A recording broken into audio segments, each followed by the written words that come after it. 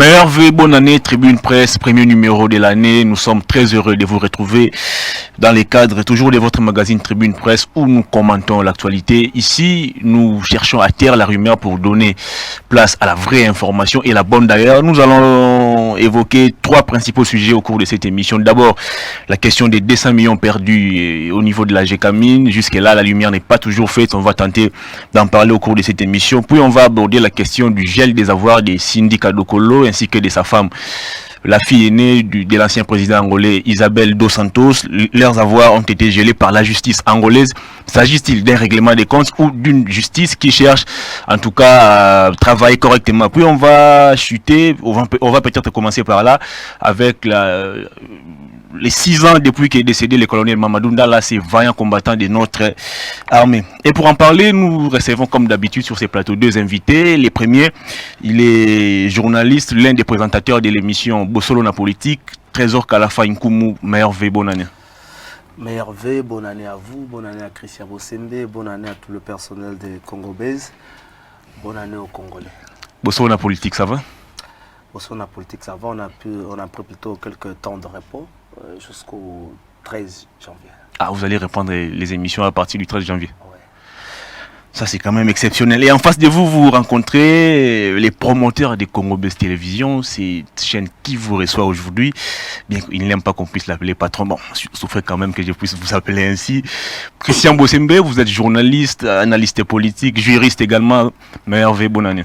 Merci beaucoup Hervé Itoma, je préfère être collaborateur, c'est toujours important de le dire, c'est un honneur. Voilà pourquoi le premier numéro de Tribune, j'ai voulu que ce soit vous les présentateurs. Merci. Que vous puissiez le présenter parce que j'ai foi en vos capacités, je sais que vous faites très bien le travail. Merci. Et ici pour moi l'occasion de vous remercier parce que sans vous certainement ça allait être difficile, donc il fallait que vous soyez là et que les autres. Bonne année à vous, bonne année à toute l'équipe, à Jérémy et tout. Et Omo, qui est notre chef en principe, devrait nous accorder un peu de temps de congé. Malheureusement, il nous a refusé. Là où les on l'appelle désormais Chinarambo. Oui, là où les autres. Allez-y comprendre. Une marche allait être organisée, une marche de protestation contre lui aujourd'hui. Quand Bossolo est parti 14 jours, nous, on n'a même pas le droit de partir un seul jour. Donc, c'est quand même. C'est l'ambiance aussi, donc merci beaucoup et puis bonne année aux Congolais, bonne année à tout le monde, bonne année à Kalafa. Il faut dire que Bossolo, je ne sais pas si je suis partenaire moral ou je suis partenaire physique, mais ça reste une maison pour moi. Israël Moutombo c'est un grand ami, Trésor Kalafa est un grand ami et je crois que tout va très bien, quoi. Voilà. Qui va être dans les heures qui suivent. Ah, il attend un enfant. Je n'ai pas dit lui, j'ai dit un enfant va naître. Un enfant va naître dans quel temps?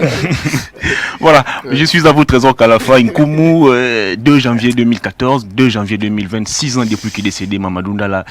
Qu'est-ce que vous gardez encore de ces vaillants combattants? Mamadou Ndala, je me rappelle, j'étais à l'état-major de la force aérienne, à Ndolo. Je faisais pratiquement 12 heures. La personne que j'accompagnais à l'aéroport a pris a eu un coup de téléphone. Et c'était qui? C'était l'adjoint de Mamadou Ndala, juste pour l'informer que Mamadou Ndala est mort. J'ai un peu remarqué l'attention qu'accordait l'état-major de la force aérienne à ces messieurs-là, Mamadou Ndala. Mamadou Ndala n'est pas un ex-phase, pour dire que c'est un expérimenté de l'armée, mais c'est plutôt un jeune qui avait besoin, plutôt qui avait ces soucis-là de sauvegarder le territoire national, mais aussi de protéger son peuple. C'est un monsieur qui est parti trop tôt, moins de 40 ans je crois. Aujourd'hui, Mamadou Ndala est passé pour certains dans les oubliettes, mais pour toutes ces personnes qui veulent que le Congo soit meilleur demain, on continue à garder une image forte de ces messieurs-là. 6 ans après, je crois que Beni est devenu plus qu'un abattoir. Mamadou Ndala a reçu un coup de téléphone, lui demanda d'aller faire un travail d'inspection à l'Ituri. C'est sur le chemin qu'il a connu, c'est qu'il a connu, mais qui est cette personne qui a appelé Mamadou Ndala? Et pourquoi ce n'était pas le général Baouma, son chef direct? C'est toutes ces questions que M. Félix Tshisekedi devait chercher à avoir de réponse. Ça doit peut-être apporter une fois pour toute la lumière sur cette affaire. Parce qu'aujourd'hui, on peut continuer à pleurer Mamadou Ndala, mais s'il n'y a pas une justice sur cette affaire-là, ça ne sert à rien. C'est pour ça que je demande au président de la République, s'il vous plaît, monsieur le président, essayez de fouiller dans le passé. Même pour ça. Aucune activité n'est organisée pour commémorer les décès de ces vaillants combattants. Aucun média pratiquement n'en parle. Mais comment vous expliquez aujourd'hui les comportements de nos autorités lorsqu'il s'agit des musiciens ou je dirais mieux des vedettes? Ce sont des manifestations ou des organisations, je dirais, grandioses, mais curieusement, lorsqu'il s'agit de quelqu'un qui a combattu pour le pays, on dirait que ça n'intéresse personne. Alors, je veux dire, qui est Mamadou Ndala? Mamadou Ndala, c'est un jeune de une trentaine d'années, c'est un trentenaire, qui finalement se réveille un matin et se rend compte que sa vie dépendait du choix qu'il allait prendre. Et comme bien d'autres, il a dit, je refuse de mourir, je refuse de passer comme tout le monde, je veux agir. Et il va prendre les armes pour défendre d'abord son pays. Mamadou Ndala ne croyait pas à la chaîne de commandement de notre armée. Il le disait, une vidéo qui a été finalement publiée à titre posthume quand il est parti. Mamadou Ndala fustigeait le comportement de l'armée. Mamadou Ndala savait sa mort, il le disait déjà. Il disait combien il était haï, combien il était pas bien compris. Mamadou Ndala a fait une confidence en disant qu'on lui traitait de celui qui aimait le Congo plus que tout le monde. Et la mort de Mamadou Ndala était connue de tout le monde, lui-même le savait. Il marchait avec sa mort, il le disait. La dernière interview qu'il a fait à la RFI, il a fait comprendre au monde entier qu'il courait un risque terrible. Il avait de menaces des gens qui l'écrivaient. Mamadou Ndala arrive à quelques mètres de mettre la main sur le rebelle et on l'appelle à Kinshasa pour lui dire de décamper. Mamadou Ndala, on l'a appelé. Il a organisé une réplique, avec les termes, je crois, militaires. Il arrive à quelques mètres et un général atterrit à Goma et l'appelle tout de suite au stade. Qu'est-ce qu'un colonel va faire au stade? Qu'est-ce qu'il va faire au stade, lui qui était à quelques mètres de rebelles? Donc, Mamadou Ndala était un témoin gênant. Mamadou Ndala, c'est comme aux États-Unis qu'on appelle ceux qui ont sonné l'alarme pour la première fois. Mamadou Ndala ne voulait pas finir comme les autres généraux qui sont tombés. Mamadou Ndala appartenait à cette génération que moi j'ai vu sauver ce pays. Et lui, il était là parmi ces gens. Voilà un peu ce que Mamadou Ndala moi m'inspire. Mamadou Ndala, c'est l'exactitude, je veux dire la preuve de la bravoure. C'est quelqu'un qui dit non à un système qui dérange. Mamadou Ndala dit, par exemple, donnez-moi le pouvoir, je vous arrête cette histoire de guerre dans peu de temps. Et Mamadou Ndala a réussi à faire ce que plus de 11 généraux sont incapables de faire. Alors comment expliquez-vous aujourd'hui les silences de nos autorités? Ils sont contents. Je crois que ça devrait être un bon débarras. Mamadou Ndala a eu la chance, excusez-moi de vous le dire, il a eu la malchance de venir peut-être avant son temps. Je suis convaincu que si Mamadou Ndala était là aujourd'hui, avec l'énergie de Félix Tshisekedi, ça aurait été autre chose.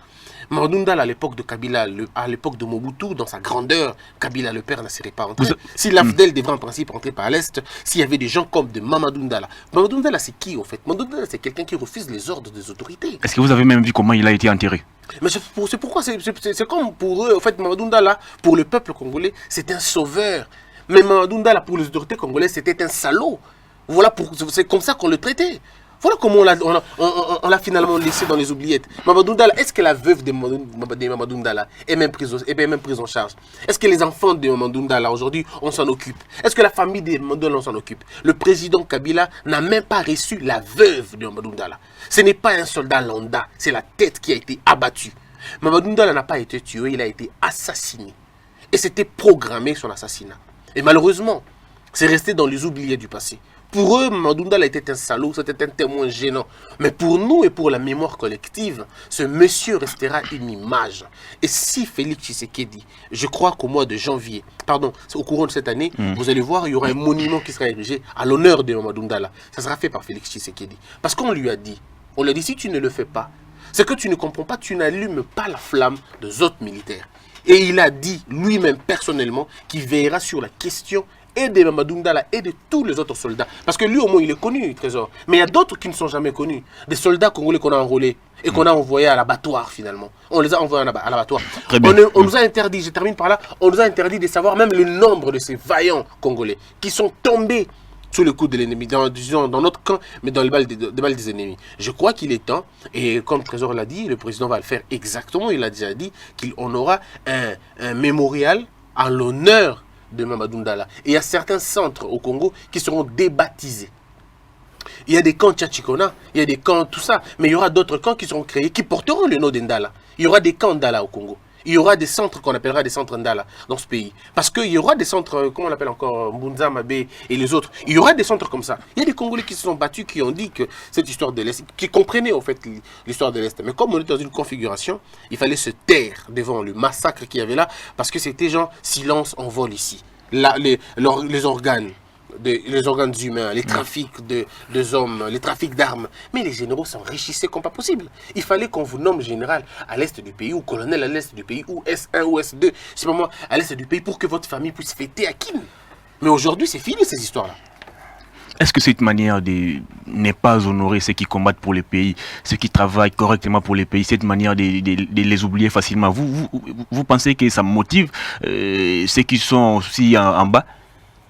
Je ne crois pas, parce que le chef d'État l'a dit peut-être à sa toute dernière adresse à la nation, il doit cette fois-ci sanctionner d'une manière positive comme négative. Ceux qui combattent pour le pays, il faut se les sanctionner d'une manière positive. Mamadou Ndala a fait un grand travail.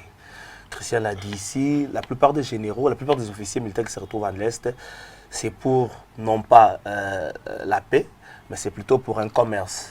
Un général de l'armée touche 250 000 francs avec 150. Mais curieusement, ils ont des immeubles, ils sponsorisent des équipes. C'est ça aussi, ça, $160 de prime. Un colonel touche 190 000 francs avec $110 de prime.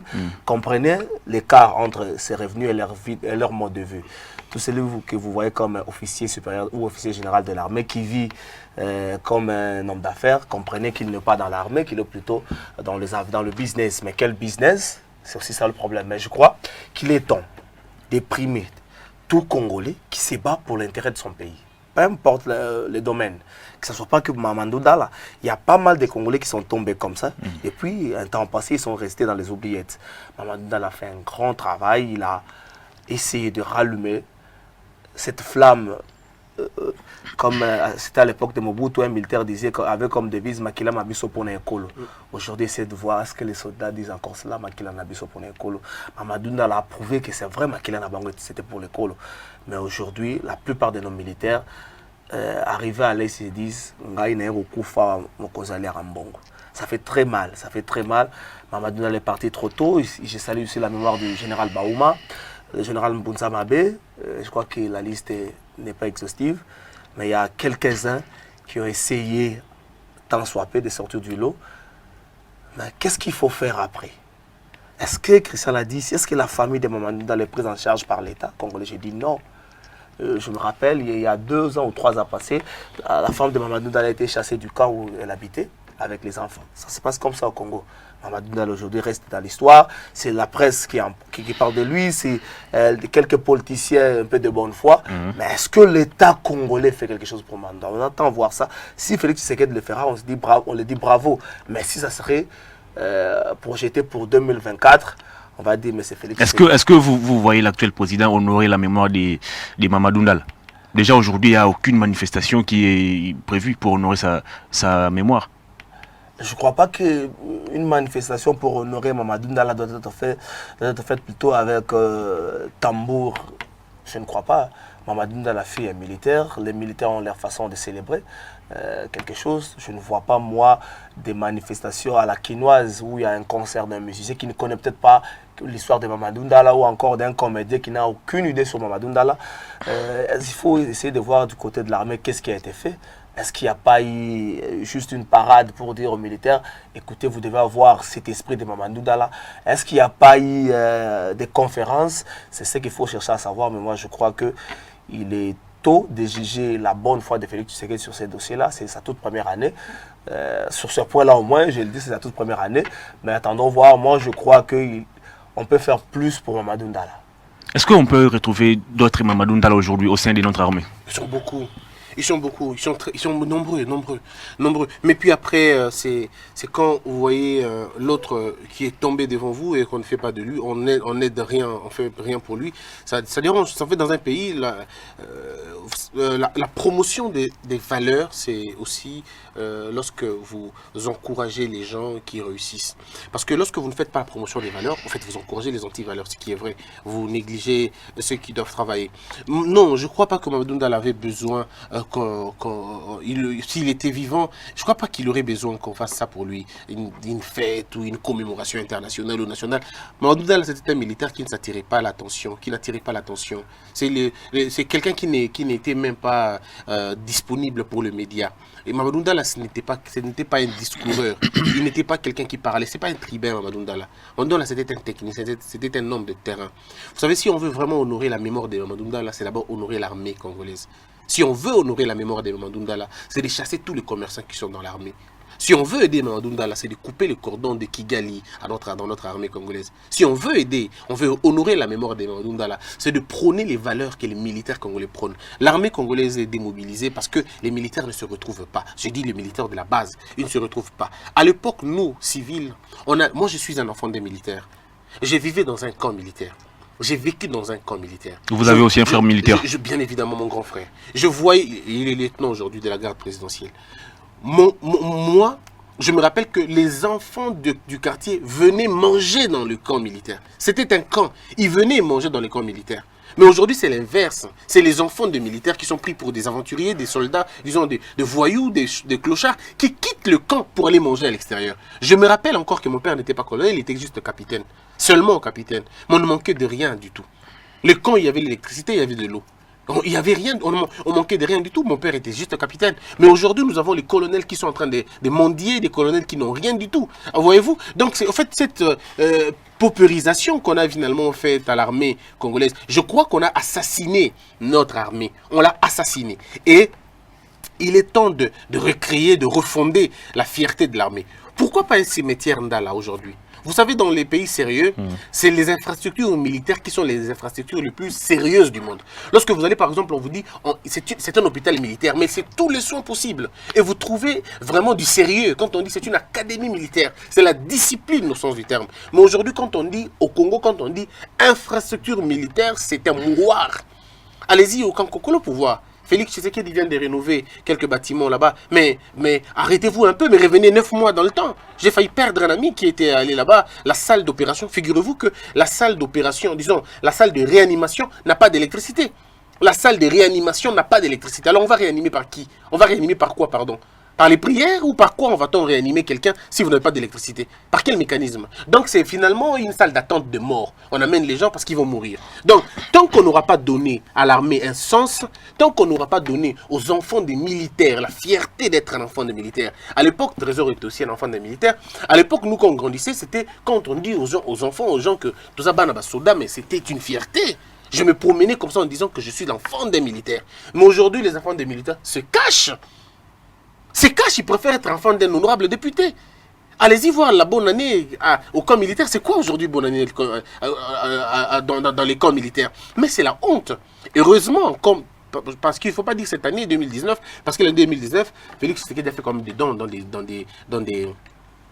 camps militaires. Il y a eu beaucoup de dons, il faut le dire. Hein, les policiers et les militaires, aujourd'hui, ont parlé tout, comme jamais avant. Mais reviennent dans le temps passé. Entre une bonne politique pour voir comment réorganiser notre armée et effectuer des dons, qu'est-ce qui est primordial? Non, la politique, c'est le tout. Faire des dons, c'est comme Martin Luther King dit par exemple. Martin Luther King dit celui qui donne l'aumône à un pauvre n'a pas réglé le problème. Mais celui qui combat l'édifice qui produit la pauvreté, c'est lui qui a fait un geste. Je crois que ici il faut reconstruire notre armée. Moi, ceux qui pensent qu'il faut l'armée, il faut la réformer, bon, ils sont libres. Moi, je pense que notre armée doit être refondée. L'armée congolaise a été tuée à l'entrée de l'AFDEL. L'armée congolaise a eu le premier coup à l'entrée de l'AFDEL. L'armée congolaise a eu le deuxième coup lorsqu'on a pris les gens du MLC. On les a mis dans l'armée.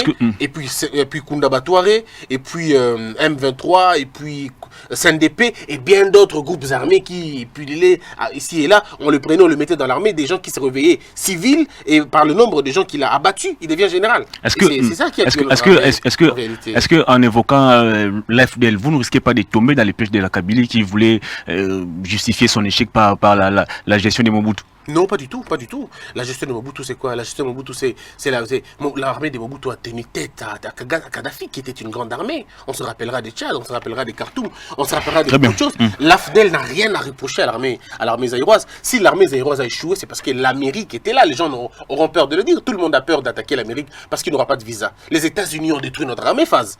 Les États-Unis, la Belgique, ils ont détruit l'armée phase. Ce n'est pas à nous de le dire. Qui a appelé Maïlé? Qui a appelé Maëlé? Qui a appelé les généraux de l'ex-phase pour leur dire de ne pas se battre? C'était une peine perdue. Qui les a appelés? C'est les États-Unis, en passant par les bras séculiers, c'est-à-dire leur sous-traitance, Ouganda et le Rwanda. Le Rwanda a soutenu qui? L'AFDEL a soutenu qui, pardon? CNDP a soutenu qui encore? Le M23. Mais l'Ouganda a soutenu qui? L'Ouganda qui a soutenu, pardon, l'Ouganda a soutenu qui? Le MLC. Alors, donc, vous voyez, ce sont ces gens-là qui ont utilisé nos pays frontaliers pour nous aider à détruire notre armée. Parce qu'ils savaient que... Une dernière question à vous dire avant, pour clore ces premiers thèmes de l'émission. Si on vous demandait de faire une étude comparative entre l'armée à l'époque de Kabila et l'armée aujourd'hui, avec l'avènement des Fathi, qu'est-ce que vous allez dire? À l'époque de Kabila Joseph? Oui. Je crois qu'il n'est pas encore temps de faire... ces distinguo parce que Félix Tshisekedi n'a eu qu'une année et les réformes sur le plan militaire n'ont pas encore commencé. Mais moi, je veux dire, on ne peut pas ici prétendre avoir une bonne armée aussi longtemps qu'un général touche 250 000 francs, un petit député, je m'excuse, un petit député touche 13 000 $. Un député, pas un petit député quand même. Je m'excuse, il y a des petits députés qui savent qu'il arrive je ne sais où. Un militaire qui a aggravé tous les gestions possibles peut toucher 250 000 $, et 250 000 francs, il est au soir de sa carrière, et avoir un petit député qui touche 13 000 $. C'est inadmissible. Et comment pensez-vous que ces militaires vont se battre pour son pays? On ne peut pas avoir un général qui touche 250 000 francs, un petit vice-ministre touché 10 000 $. Ça serait pas bon. Christian Bossembe l'a dit ici. Aujourd'hui, c'est de faire un tour sur le 24 novembre, arrivé au niveau de Kankokolo. Tout le monde s'est dit Zoba Zoba Anamwana Soda. Ça fait très mal. Très mal. Est-ce que vous avez pensé, juste une seule minute, comment ces militaires ont fêté? Je vous dis par exemple pour la ville de Kinshasa, la police n'a eu rien. Ah bon? On leur a promis pour le 5 janvier. C'est ça aussi qui fait notre armée. Est-ce que les conditions sont là? Est-ce qu'un militaire congolais est fier de prendre son arme et de partir pour la guerre? Il s'est dit, je vais laisser ma famille dans quelles conditions? C'est ça. Donc on ne peut pas aujourd'hui se dire qu'on aura une armée qui va mettre fin à la guerre de l'Est aussi longtemps que les conditions ne sont pas réunies. Nos militaires sont aujourd'hui l'objet de toutes sortes d'insultes auprès de la population, mais on arrive des fois à voir des panneaux publicitaires sur le boulevard des 30 juin, encore le boulevard Lumumba, où un messier qui va avoir son 2 francs auprès du chef, il s'est dit, je soutiens les forces armées. Monsieur, arrêtez de soutenir les forces armées avec vos déclarations. Battez-vous pour que l'armée ait de très bonnes conditions. Christian a rappelé ici, moi j'ai été au camp militaire lorsque Moussé devait arriver. J'ai vu quelques généraux demander aux soldats du rang de plier bagages et puis de laisser champ libre à Moussé. Est-ce que l'AFDEL s'est bâti? Non, pas du tout. Est-ce que l'AFDEL a gagné des batailles? On s'est dit non. Mais où est partie cette armée? On a combien de généraux aujourd'hui qui n'ont pas de Massoua ailleurs? Par Massoua, j'ai dit des collègues de formation, des camarades de formation. On n'arrive pas général si on n'a pas un Massoua quelque part. Si vous avez les chefs d'État à votre côté et que ça bloque, il faut traverser la frontière. Vous allez faire comment si longtemps vous n'avez pas de Massoua ailleurs? C'est ça l'armée. Mais aujourd'hui au Congo, on n'a pas une armée. On ne peut pas se voir la face, on n'a pas une armée au Congo. On a un conglomérat de commerçants au sommet et puis en bas des petits militaires qui souffrent, qui n'ont que leurs armes comme salaire. Un militaire qui n'a pas de salaire et qui a une arme, il s'est dit civil de Bilangananga, comme le disent souvent les militaires. Donc il n'y a pas encore une armée. Félix Tshisekedi a un grand travail à faire sur ce terrain-là. L'armée congolaise doit être certes restructurée, réformée, mais aussi il faut prendre beaucoup plus de marge en ce qui concerne les conditions de travail, les conditions de vie de militaires. Il n'y a aucun camp aujourd'hui à Kinshasa qui est dans de très bonnes conditions. Vous prenez les camps comme Kavadiading où il y a aujourd'hui 3 familles dans une maison qui devait avoir juste une famille. Et ces gens-là vivent comment? Prenez les camps Lufungula ici. Je préfère encore un cimetière que les camps Lufungula. Vous avez même des civils qui vivent dans des camps militaires. Pire que ça, les civils qui sous-logent les militaires dans un camp militaire. Ça se comprend. Ça se comprend. C'est tout ça comme condition. Aujourd'hui, moi, je suis fils d'un militaire, mais je suis fier de le dire, je suis fils d'un militaire, mais ça fait très mal de voir les conditions dans lesquelles vivent nos militaires.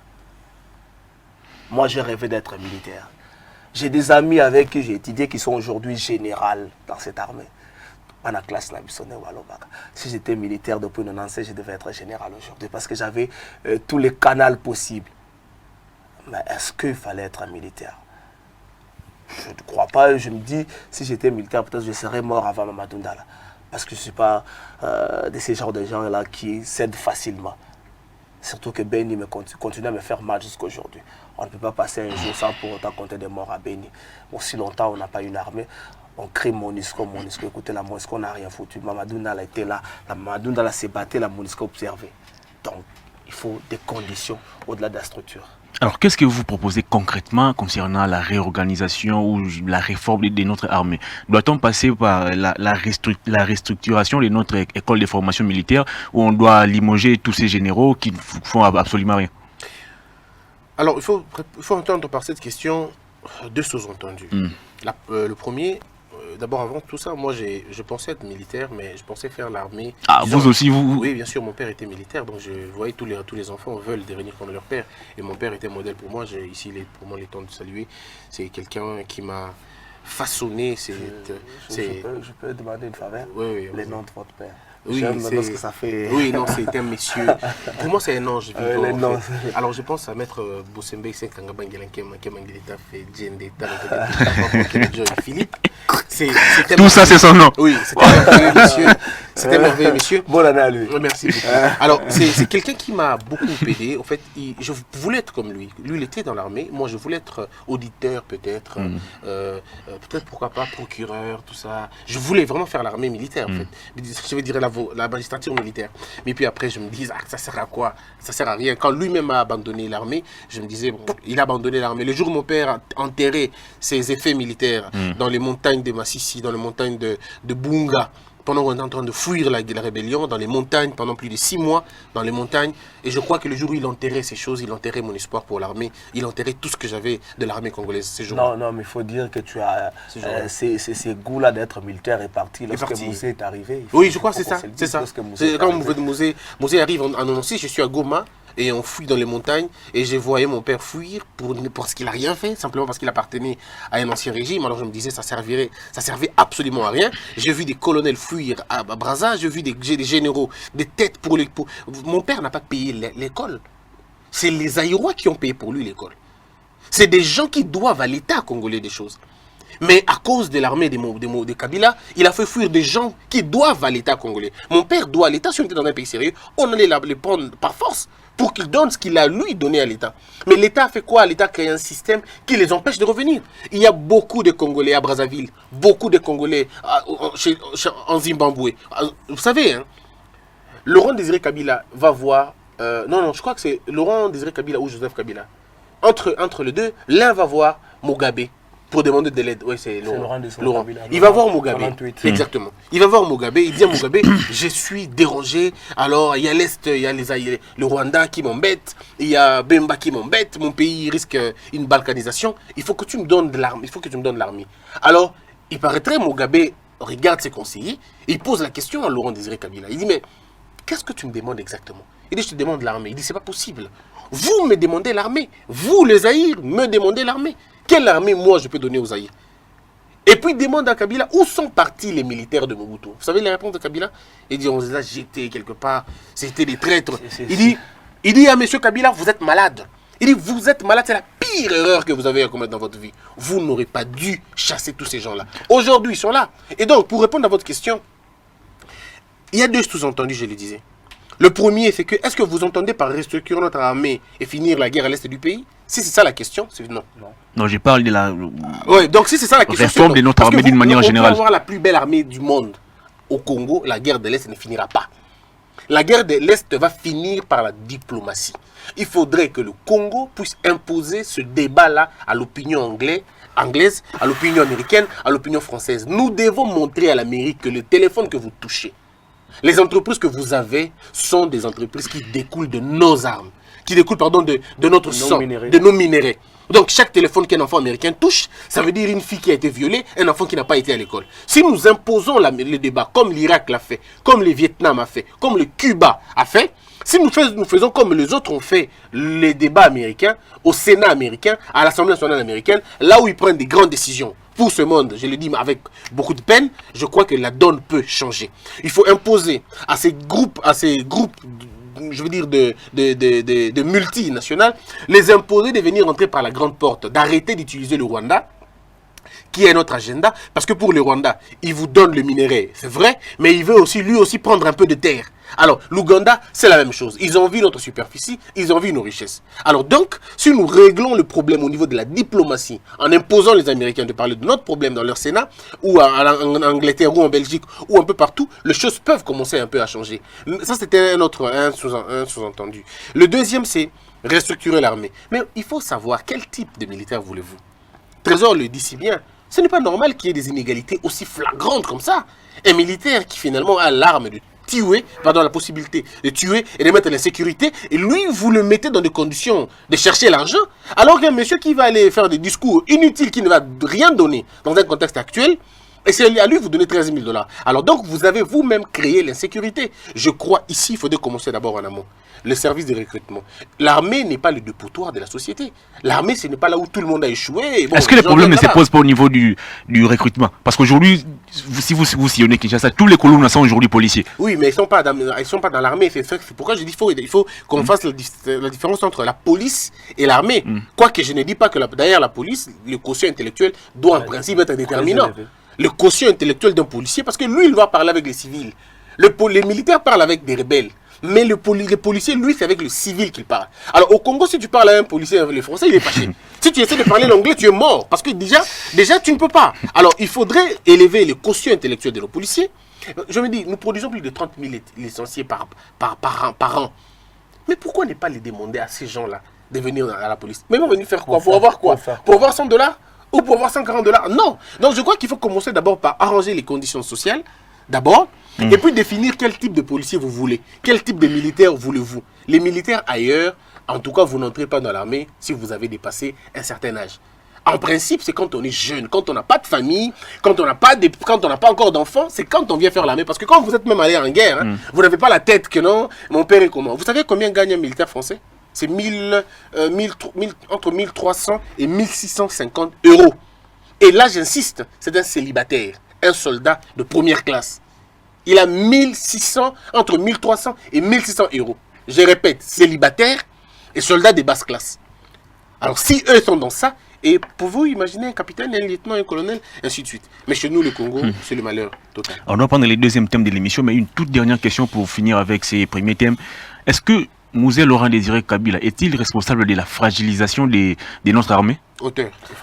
Si, il est le canal par lequel le mal est arrivé au pays. Moi, j'ai vu Mouzé, je crois, en 1997, avril 1997, je me suis dit, qu'est-ce que ce monsieur fait au Congo? Mouzé ne savait pas pourquoi il était là. C'est un petit commerçant. Par malheur. Un commerçant ou un petit commerçant? Mouzé, c'est un petit commerçant. Par malheur, il est devenu président. Mouzé, c'est la porte d'entrée du mal congolais. On peut tous se dire ici. Bossembe l'a relevé. On ne peut pas mettre fin à la guerre de l'Est avec l'armée. Pourtant, il s'est toujours considéré comme quelqu'un qui nous a libérés de la dictature. Non, quelle dictature? Mouzé est plus dictateur que oui, bien évidemment. Il ne faut pas tomber dans ces jeux de mots-là. Mouzé est arrivé. Mouzé a tout détruit comme fondamentaux à l'armée. Ouais. Et comme conséquence, on a commencé à connaître des petits groupes de rebelles. Vous savez, tout ce qu'on appelle Maï Maï, là, ce ne sont pas des groupes de 100 personnes. Non. Souvent, c'est juste une famille qui se dit, toi, on a où il y a un peu de minéraux, on peut faire tout ce qu'on veut. C'est ça les Maï Maï que vous voyez là. Les Maï Maï à Kutumba, les Maï Maï à Rukauka et consorts. Je vous donne une révélation. Il y a aujourd'hui des hommes politiques à Kinshasa qui ont des groupes Maï Maï à l'Est. Exactement. Exact. Il y a des dignitaires congolais qui ont des groupes de Maïma à l'Est. Pourquoi? Parce qu'ils se disent, nous devons contrôler quelques portions des terres où il y a des minéraux. Est-ce qu'aujourd'hui, on peut se dire, on doit être à la maison pour célébrer la mort des musées? Je me dis, on doit être peut-être... je ne sais pas s'il faut nous trouver une kermesse pour célébrer la mort des musées, pour se dire, merci Seigneur d'avoir pris musée ici. Si musée continue à être ici. Quelqu'un qui vous disait, la guerre sera longue et populaire, et pourtant il n'avait pas d'armée. La guerre sera longue et populaire. Et puis il a dit quelque chose, Trésor, il a dit ils vont diriger les cadavres. Je ne sais pas qu'est-ce qu'il disait. Et moi j'étais à l'Équateur, en ce moment-là il avait le projet de faire de l'Équateur un champ de café. Je ne sais pas, moi j'allais pousser quoi? J'allais pousser les caoutchoucs. Je te vois, je te vois. Tu vois, je serais certainement pris dans une tasse de quelqu'un, quelque part. À Londres, par exemple. Quelqu'un qui a milité pour faire de moi un homme, moi un café. Qu'est-ce que vous imaginez? Donc musée, je crois que c'est la porte d'entrée de tout mal. Et s'il faut revoir certaines choses au Congo, nous devons revoir cette date de 16 janvier. On ne peut pas continuer à rester à la maison pour célébrer le musée. On ne peut pas continuer à rester à la maison le 17 mai, pour célébrer l'entrée de la FDL. Moi, je me dis non. Non. Il y a certaines choses. Donc, comme on ne fait pas de la date 24, on doit aussi se débarrasser de ces deux dates-là, 17 mai et puis 7 janvier. Donc, Musée n'a rien fait de bon au Congo. C'est vrai, il avait certaines idées qui semblaient être bonnes, notamment l'homme qu'il faut à la place qu'il faut. Lui-même n'était pas à la place qu'il faut. Donc, il faut revoir tout ça. Quand quelqu'un qui vous dit l'homme qu'il faut à la place qu'il faut, il se permet de faire le commerce du pays chez lui à la maison. Il a transformé Palais de Marbre non seulement à un bureau de commerce, mais aussi à une ferme où on retrouvait toutes sortes de bétail. Moi, je me dis, est-ce que ces messieurs étaient dignes d'être chef de l'État? Alors, on va prendre le deuxième thème de l'émission. On va commencer avec vous. 200 millions volatilisés à la Gécamine. Albert Youma auditionné par la justice. Est-ce qu'il n'est pas temps qu'on puisse mettre aussi cet Albert Youma à la porte? Vous savez, le malheur de notre pays, c'est d'avoir des hommes d'État qui se comportent comme des affairistes. Et le pouvoir ne sert pas à régler le problème de la société, mais le pouvoir sert à mettre certaines familles à l'abri du besoin. Or, quelqu'un de sage, comme Dr King disait, ça ne sert à rien de vivre dans un océan de malheur et vous êtes dans une sorte d'île de bonheur. Parce que le bonheur dans la solitude est une incertitude, c'est une insécurité. Si nous tous nous avons faim et vous avez l'argent, même si vous ne nous provoquez pas, vous devenez insécurisé. Parce que notre pauvreté va vous insécuriser. Et c'est ce que Kabila a créé pendant 18 ans. Kabila a créé des familles riches au Congo dans un pays qui lui-même a appauvri. Vous savez, les gens doivent venir apprendre l'intelligence avec laquelle nous avons infernalisé ce pays. Nous avons rendu un paradis en enfer. Et ça, c'est une prouesse de Kabila. Il a réussi à faire ça. Un pays où coule le lait et le miel, au figuré comme au propre.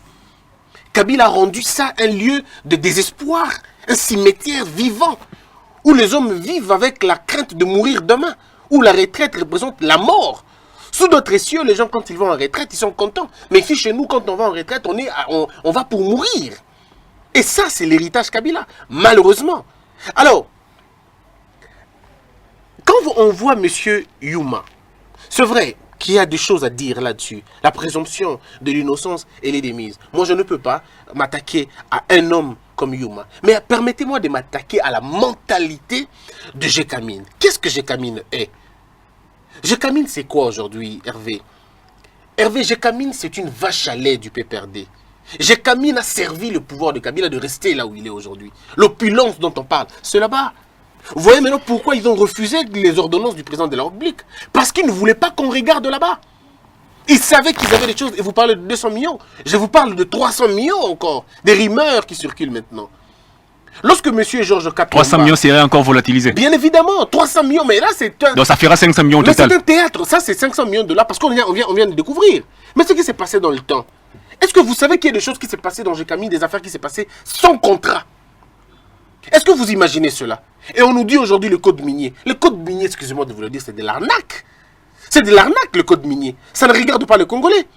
Et on présente M. Youma comme qui dirait c'est le parrain du code minier. Non, mais c'est le parrain de l'arnaque du code minier. Le code minier te met dans cet état. Est-ce que vous savez qu'il y a des gens qui ont vécu dans Gécamine? Ces gens-là, les parents n'étaient même pas des directeurs de Gécamine. Mais ces enfants mangeaient 3 fois par jour. Moi, je suis allé dans le cadre de mon émission Congo Buzz, disons la chaîne Congo Buzz. à Lubumbashi. Nous avons été clandestinement dans la Gécamine. On a vu, on a filmé les choses là-bas, mais vous sentez la misère, c'est le siège social de la misère. Je propose à l'Académie française, quand on parle misère, mettez la photo de Gécamine, ça explique mieux. Je pense ici que nous devons arriver à comprendre qu'ils ont détruit Gécamine. Qui j'ai dit ils, c'est la politique avec laquelle on a mené cette question de Gécamine. 200 millions de dollars se volatilisent aujourd'hui. Est-ce que vous voyez les gens s'inquiéter? Les gens ne s'inquiètent pas. Et pourtant, on a organisé des marches dans l'affaire 15 millions. Non, mais même pire, Georges Kapiamba a dénoncé, Georges Kapiamba a appelé à une conférence. Il est aussi menacé par une plainte. Bien évidemment. De Constant Moutamba. Non, mais c'est la blague. Est-ce que vous avez déjà vu ce monsieur faire une plainte qui a réussi? Lui, il a que ses cheveux. Vous avez déjà vu quelqu'un faire des plaintes et ça marchait? Rien du tout. Il est aussi juriste comme vous. Oui, mais ça, je vous le rappelle. il est maintenant dans les codes miniers en plus. Il est aujourd'hui mandataire en mine. Ce qui est très... Il est aussi... comment on appelle ça? Dans les conseils d'administration des... Comment on appelle ça? ONATRA, je crois. C'est pour dire que bon, moi je parle en parlant des grands hommes, en tout cas, et surtout des grandes idées. Si nous regardons cette histoire de Gécamine, tu vas te rendre compte que vous allez vous rendre compte que Gécamine est en train de mourir. Il y a un rapport, Ngoï, Mouchila, un rapport qui est sorti il n'y a pas longtemps ici. Est-ce que vous avez vu la légèreté avec laquelle Gécamine a répondu à ce rapport? Un rapport documenté. Ouais, on appelait ça pamphlet. Tout ce qu'on a raconté. Et vous avez même vu la réaction du syndicat de la Gécamine concernant toujours cette affaire des 200 millions. C'est la même chose. Donc, c'est les gens qui parlent avec légèreté sur la question de 200 millions. Vous savez, 200 millions, c'est quoi? 200 millions, c'est la construction des logements sociaux. 200 millions, c'est 20 km de route, je crois. Parce qu'on dit 1 million, 1 kilomètre. Non, c'est 20 hein. 20 000 km. Bon, je sais pas. Là, il faut poser à Jérémy. Oui. Donc, c'est quand même autant de kilomètres de route. 200 millions, mais c'est beaucoup d'argent. Mais vous savez pourquoi on joue avec? Moi, je pense que auditionner Yuma en justice, d'un côté, c'est une bonne chose, parce que jamais il a été auditionné. Je crois qu'il a vécu ça pour la première fois. Mais ça ira jusqu'où? Ça ira jusqu'où? Ils doivent d'abord nous dire comment les contrats se sont passés. C'est là la grande question que l'on se pose. Est-ce que vous savez que Gécamine perd 90 pour 80%, disons 70, on dit 70, entre 70 et 80% de ce qu'il devait prendre de cobalt? Est-ce que vous savez que la machine qui produit finalement Gécamine, qui produit les cobaltes chez nous et les cuivres et tout ça, ça date de 90 ans? Est-ce que vous le savez? Est-ce que vous savez qu'il n'y a aucune, on n'est pas à la pointe de la technologie alors que les mines représentent un peu beaucoup plus d'argent pour nous? Non, ça veut dire, cette histoire de 200 millions, nous devons voir clair dans cela. Si M. Yuma est concerné, je dis bien, si M. Yuma est impliqué d'une manière ou d'une autre, ce n'est pas la démission, mais c'est la prison qui doit l'attendre. S'il n'est pas qu'on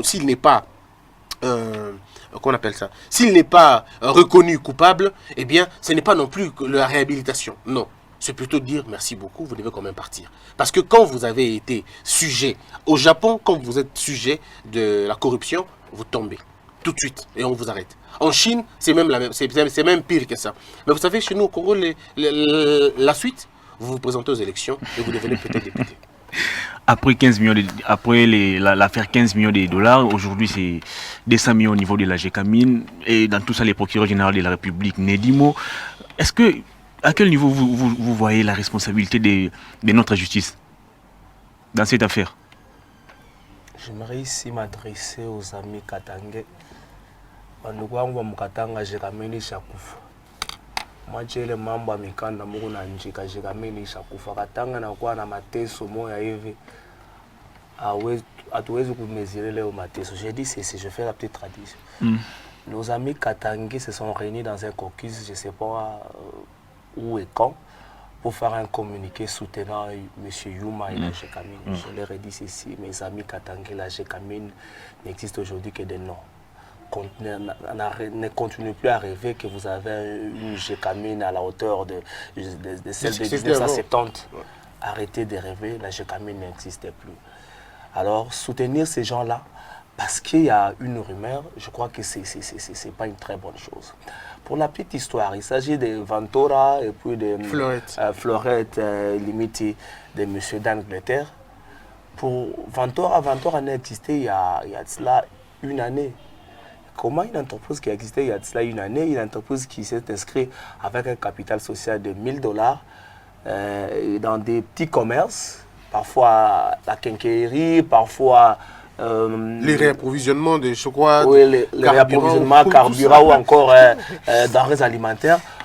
Cette entreprise pourrait avoir pour une année 57 millions, non, 209 millions de dettes. Est-ce que cette entreprise a donné à la GECAMINE, a rendu à la GECAMINE quel service pour que la GECAMINE ait une dette de plus de 200 millions? Ici, il faut décrier les comportements de nos amis du tribunal des commerces de Lubumbashi. Comment pouvez-vous rendre un tel jugement condamnant la GECAMINE avec une farouche somme de 209 millions? Mais aussi, il y a quelques zones d'ombre. Il y a dans ces dossiers-là une lettre adressée, je crois la plainte est adressée à la GECAMINE Development. Or, cette entreprise n'existait pas, GECAMINE Development. Donc, c'est un sale coup qui est très mal monté. Et je crois que la justice doit faire son travail.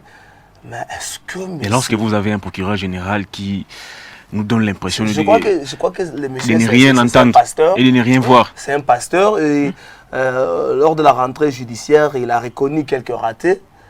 Est-ce qu'il sera aujourd'hui à la mesure de traquer tous ces corrompus? C'est ça la plus grande question. Est-ce que monsieur le procureur général va aller jusqu'au bout avec cette affaire? C'est ça la plus grande question. Déjà, il n'y a aucune suite concernant l'affaire 15 millions.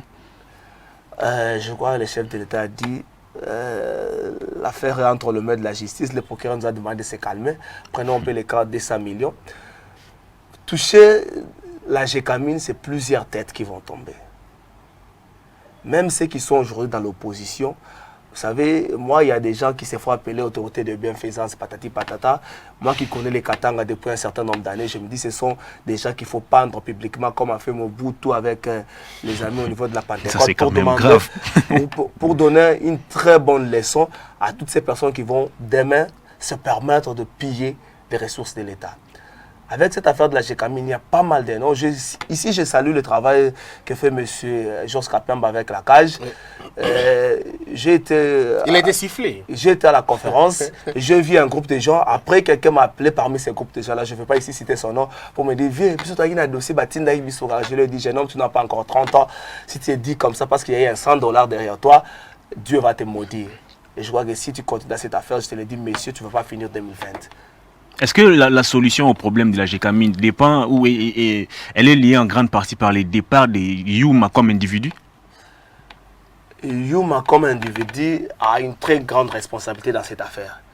Parce que si vous essayez de remonter les temps, avant Yuma dans GECAMINE, il y a eu certes des problèmes, mais pas comme des problèmes avec des affaires de 100 et 300 millions. Il y a eu des problèmes comme toute entreprise, il y a eu des soucis.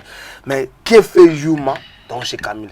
Quels sont les résultats de Yuma durant, je crois, 9 ans à la tête de la GECAMINE? Il a combiné des responsabilités. Quels sont les résultats de Yuma? On nous dit ici que la GECAMINE, pour 10 ans, a produit plus qu'à l'époque de Mobutu. Oui, évidemment. Est-ce que, sur le plan social, premièrement, je prends les grands Katanga, est-ce qu'on a senti un tout petit peu la répercussion de la production de la GECAMINE? Je vous dis non. Moi, par contre, Trésor, si vous permettez, toujours dans vos minutes, on fait un petit calcul. Je ne suis pas très fort en calcul, mais allons-y un peu. Comment voulez-vous que dans 5 ans, 6 ans, d'accord, 5 ans, 6 ans de gestion d'une entreprise,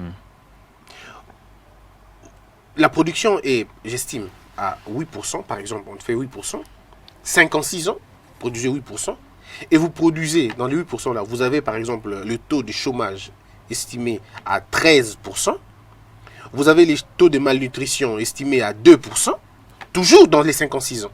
Mais vous avez les gens qui viennent faire 17 ans au pouvoir, et ils produisent 9 ou 10% à la limite, mais les taux de chômage d'un côté montent 30%. Parce que le taux de malnutrition, c'est le petit calcul qu'il faut se faire. Est-ce que vous pouvez imaginer? Alors, c'est quoi l'abondance des GECAMINE? C'est le petit calcul qu'il faut faire. Est-ce que la gestion des Yuma a été la bonne pour permettre à ce que la GECAMINE décolle? Non seulement la GECAMINE décolle, mais pour permettre à ce que le budget de la République démocratique du Congo vive d'un côté de la GECAMINE. C'est aussi ça la question. Mais moi, je me dis la réponse, elle est claire. Mais c'est Yuma n'a produit plutôt qu'un échec à la GECAMINE. Sa gestion a été calamiteuse. Il a, je crois, peut-être fait plus qu'à l'époque de Mobutu. Mais le revenu de la GECAMINE était logé soit dans des comptes des privés, mais aussi pour faire des fêtes et nourrir certains partis politiques. C'est ça le plus grand mal. Mais est-ce qu'il faut le laisser libre? C'est ça aussi la question. Est-ce que M. Félix Tshisekedi, avec cette affaire, va laisser libre? Mais il faut se dire aussi, je ne condamne pas ici directement M. Albert Youma. S'il est responsable, c'est à la justice de faire son travail. Mais il faut se dire, c'est parmi peut-être, excepté Moïse Katumbi qui est aujourd'hui un peu à l'opposition et puis avec M. Kingakati, Albert Youma, c'est peut-être le plus grand financier du FCC. C'est ça la plus grande question. Albert Youma est le plus grand financier du FCC. Est-ce que le FCC est prêt de céder M. Albert Youma? Si le FCC n'a pas cédé, le petit monsieur de Lemba, qui s'appelle comment? Le petit monsieur de Lemba, il fut député en 2006, député Dunia Kilang. Oui, si le PPRD n'a pas cédé le petit monsieur de Lemba, Dunia Kilang, est-ce que le PPRD est prêt de céder Albert Youma? C'est ça la plus grande question. Alors pour une question, je crois, comment vous appelez ça, imputation dommageable, je crois, Mike Mukeba est coupé en prison. Ça fait plus de 2 mois aujourd'hui. Mais Albert Youma, sur qui pèse quand même un dossier de détournement de 200 millions aujourd'hui, circule librement. Est-ce que notre justice nous aide-t-elle à avancer? Jean de La Fontaine disait, je crois que c'était quelle fable déjà? La peste, je crois, hein? Les maladies les animaux qui mouraient de la peste. Jean de La Fontaine explique exactement cette façon de voir les choses.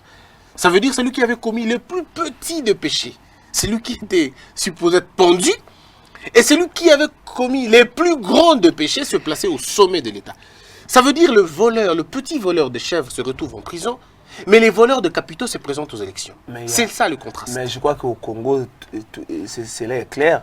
On est voleur lorsqu'on vole une banane au marché. Ouais. Lorsqu'on vole... Les trésors publics, on est inquiet. Non, on est détourneur. Détourneur. Donc, tu vois un peu les combles. Grand prêtre. Tu vois les combles. Mike Mukeba aujourd'hui est en train de subir la dictature. Je ne vais pas dire la dictature de quelqu'un, mais il subit les mauvaises humeurs de quelqu'un. C'est tout simplement ça. Je crois que la personne qui bloque Mike Mukeba en prison, ce n'est qu'une personne. Je ne connais pas son sexe, mais ça doit faire certainement être un humain. Qu'il refuse, parce que peut-être qu'il ne s'est pas encore réveillé de bonne humeur. Jusque-là, Mike Mukeba continue à croupir en prison. Mais le président avait dit que c'était une année d'élection. Et je vous donne ma parole, Mike Mukeba sera libre cette année. Parce que on ne peut pas construire une démocratie dans l'injustice.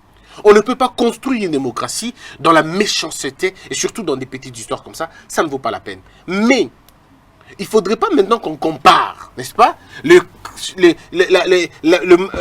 que Mike a fait et ce que Youma est supposé faire. C'est deux choses différentes. L'imputation dommageable et les grands détournements comme ça, ce n'est pas la même chose. Il ne faudrait pas qu'on le compare. D'accord? Mukeba est dans un autre registre, encore qui n'est pas encore prisonnier, il est détenu, mais c'est quand même assez long. Et puis, vous avez M. Youma sur qui pèsent des rumeurs qui peuvent s'avérer être fausses ou être vraies. Mais dans un pays où la culture de la politique est élevée, quand sur vous pèse des rumeurs comme ça, l'homme lui-même démissionne de par la décence politique. Vous voyez Albert Youma démissionner? Je ne le connais même pas. Je ne sais pas si ici, là, c'est crampe. Je ne connais pas. Peut-être Trésor le connaît. Moi, je ne le connais pas. Je ne sais pas comment il fonctionne. Je ne sais pas sa crédibilité. Mais tout ce que je sais, il est difficile de trouver un homme honnête dans le FCC. C'est ce que je sais. Donc, je ne dis pas qu'il n'existe pas. Mais je dis quand même qu'il est difficile de trouver un homme... Non, il y a un homme honnête au FCC, c'est Joseph Kabila lui-même. Ok. Donc, ouais, un peu. C'est un peu dans ce sens-là. Mais je crois que il faut que lumière soit faite dans cette histoire de Mike Mukeba. Et je suis très convaincu, comme je vous ai dit, Mike va recouvrer sa liberté.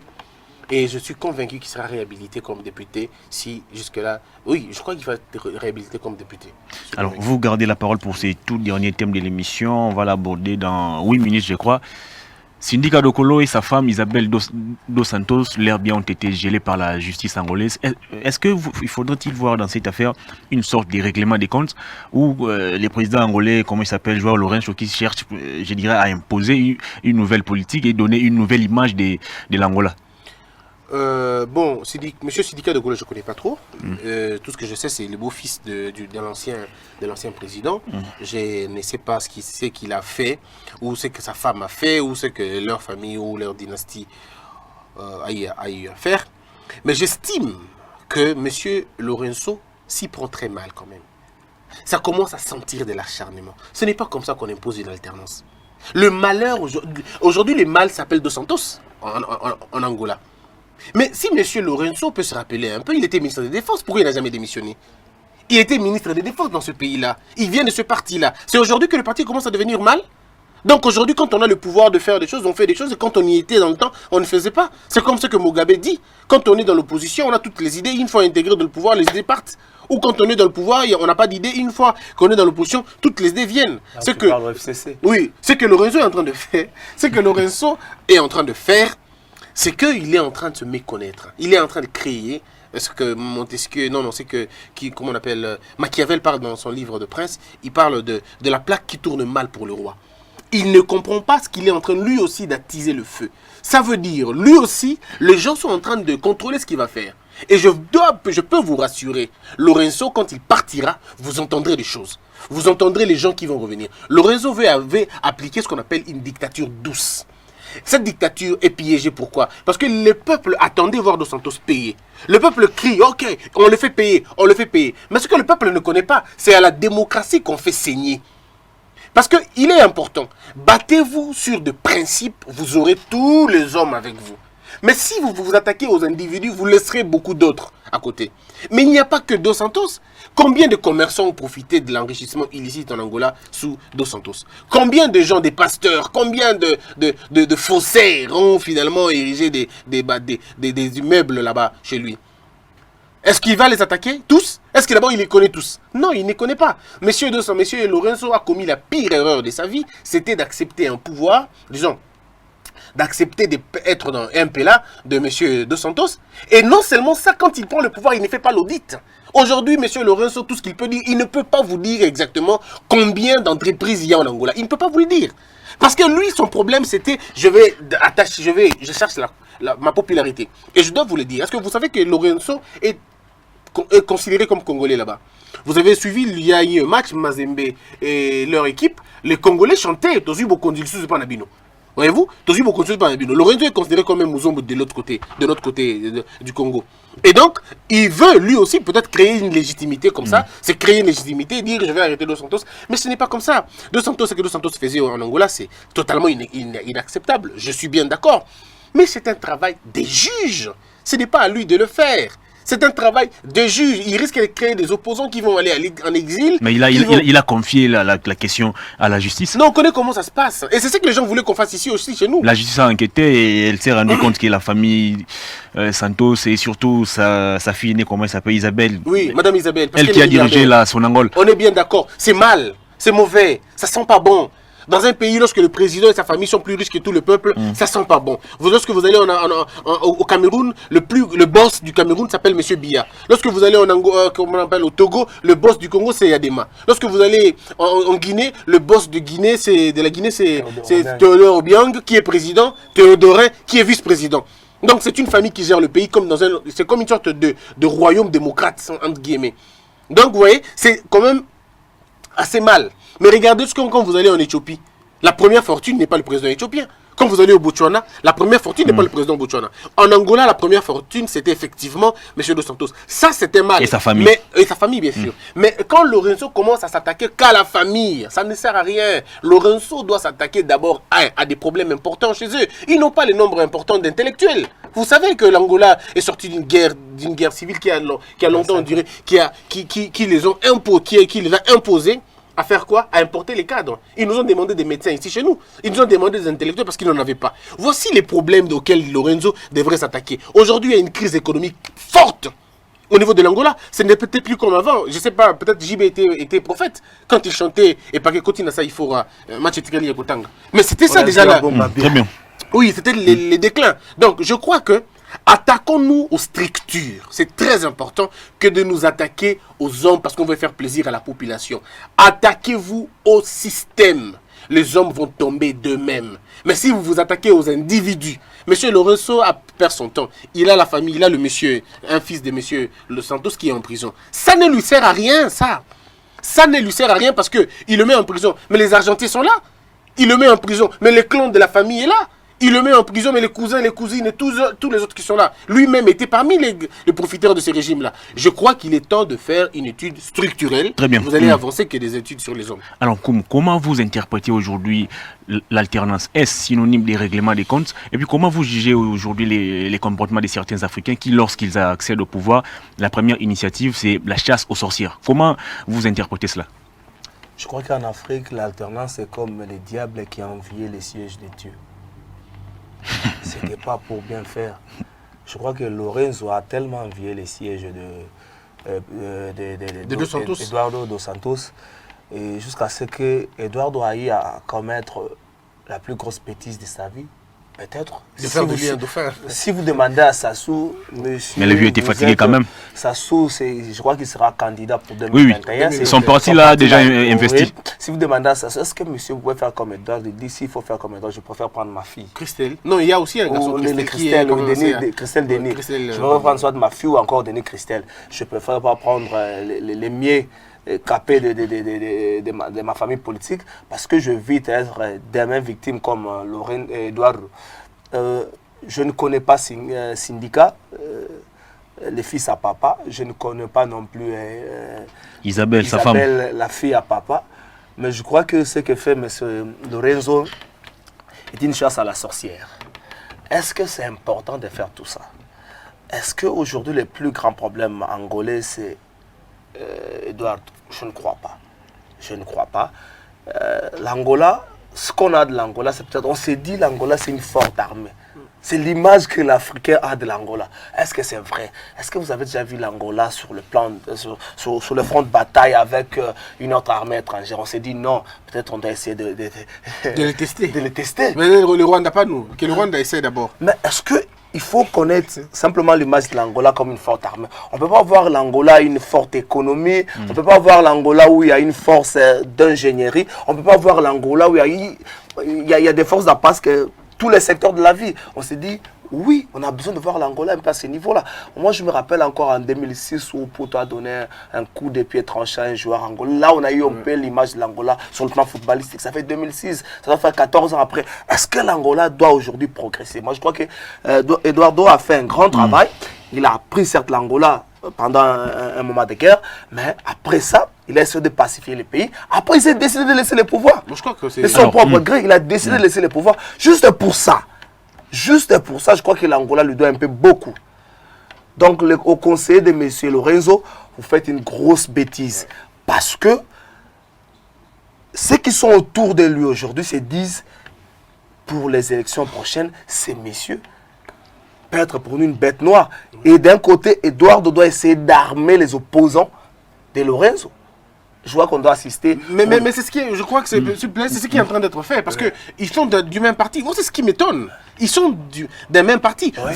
C'est comme M. Chadari qui revient au pouvoir. Il dit, bon, je vais arrêter Kabila pour Kabila, le nombre de ça sert à quoi? Mais vous étiez là aussi. Alors, moi, je me dis encore une autre question. Est-ce que tout ce qu'il a comme fortune dans la famille, plutôt pour la famille Eduardo, ne peut pas être profitable pour les pays? C'est ce qu'il faut faire. Peut-être qu'il faut leur dire, monsieur, vous avez tellement pris l'argent du pays. Est-ce qu'on ne peut pas essayer de faire que votre fortune soit bénéfique pour le pays? Comment faire? Ce sont ces stratégies-là qu'il faut chercher. Alors, une toute dernière question à vous deux pour clôturer l'émission. Est-ce que Félix Tshisekedi d'aujourd'hui doit-il inquiéter Kabila un peu comme le fait Lorenzo en Angola? Je ne crois pas. Ce n'est pas la meilleure de façon. Il faut laisser Kabila faire sa petite vie. Je crois qu'il a un petit-fils Mouzé. Un grand joueur d'ailleurs. Le futur Léopard. C'est un grand joueur. Moi, je vois ces petits 10 ans après prendre la place de Bolassi. Donc, dites-vous si vous essayez d'inquiéter son papa aujourd'hui. Ouais, il n'aura pas de couilles pour être un grand Bolassi demain. Donc, je ne crois pas. Il faut essayer de voir comment faire ce travail. Même s'il faut que la justice le fasse, il faut savoir comment faire ce travail. Est-ce qu'il faut faire une chasse contre tout ce qu'ils ont vécu avec Kabila? Il faut peut-être les laisser tomber dans le piège. Si Yuma tombe dans le piège, qu'il soit seul. Si Chadar tombe dans le piège des mecs, qu'il soit seul. Il ne faut pas que ça soit pour nous une chasse. Je vois que Félix Tshisekedi a mieux à faire. C'est peut-être retrouver à ce que la gratuité de l'enseignement soit réellement effective. Donner de quoi manger à nos populations. Faire revenir la paix à Béni. arranger les conditions de vie des militaires. Je crois que nous donner des routes qui ne sont pas à usage unique. Et nous donner des sauts de moutons qui étaient pour nous, qui devaient être pour nous un cadeau de fin d'année. Je crois que c'est ce qu'il y a mieux à faire que faire la chasse à Kabila. Kabila, bonne année à toi, monsieur. Hein, je suis ton oncle, bonne année à toi. Donc, comprenez, je suis son oncle, je suis du Maniema, sa maman est du Maniema, je suis son oncle, lui il est du Katanga, donc quoi de plus normal. La même question, je la pose également à vous. Fatih doit-il laisser Kabila aujourd'hui très libre comme il est? Étienne Tshisekedi. En une minute, parce que nous sommes pratiquement arrivés à la fin de l'émission. Mobutu le nomme Premier ministre. Étienne Tshisekedi arrive au pays, il arrive à la tête, il dit ceci. Que tous ceux qui se reconnaissent avoir récupéré quelque chose de l'État, que tous ceux qui pensent qu'ils ont eu quelque chose de l'État, qu'ils viennent les déposer ici au palais. J'ai une brèche pour ça, on va finir. À cette époque-là, je crois que les gens avaient, même ceux qui étaient dans la politique... On a débordé, je m'excuse, juste 30 secondes. À cette époque-là, même ceux qui étaient dans la politique avaient une autre vie à part la politique. Aujourd'hui, si vous demandez à ça, pensez à mon frère Bitakour. Il n'a pas une autre vie à part la politique. Donc, alors, Étienne dit ça. Étienne ne s'attaque pas aux individus. C'est exactement la même politique que l'on doit faire. En réalité, s'attaquer aux individus, c'est une perte de temps. On n'a pas fini dans les passés.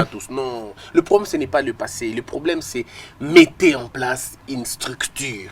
Faisons un travail de structure. Arrêtez les noms des individus, ça va nous passer le temps inutilement. Ici, le problème, c'est que reconstruisez, reformez la justice, donnez aux juges et aux magistrats des conditions de vie bien, mais aussi une idéologie. La plus grande conséquence, je termine par là. La plus grande conséquence, c'est que si vous attaquez aux individus, il est fort possible que demain qu'ils reviennent à l'est du pays et ce sont eux qui deviennent des groupes armés. Et ça ne servira absolument à rien. Vous ne saurez pas le contrôler. Alors il est temps de mettre en place un système fort qui va s'attaquer aux hommes. C'est le système qui doit s'attaquer aux hommes, pas les hommes s'attaquer aux hommes. Si on le fait, on aura réussi beaucoup. On a débordé, vous allez regarder la caméra, puis vous allez faire la traditionnelle adresse au public. Merci beaucoup, mesdames et messieurs. Vous nous avez accordé votre temps. Congo Buzz, on va commencer une nouvelle année. Je le dis avec mes collaborateurs, nous avons tourné le dos au passé.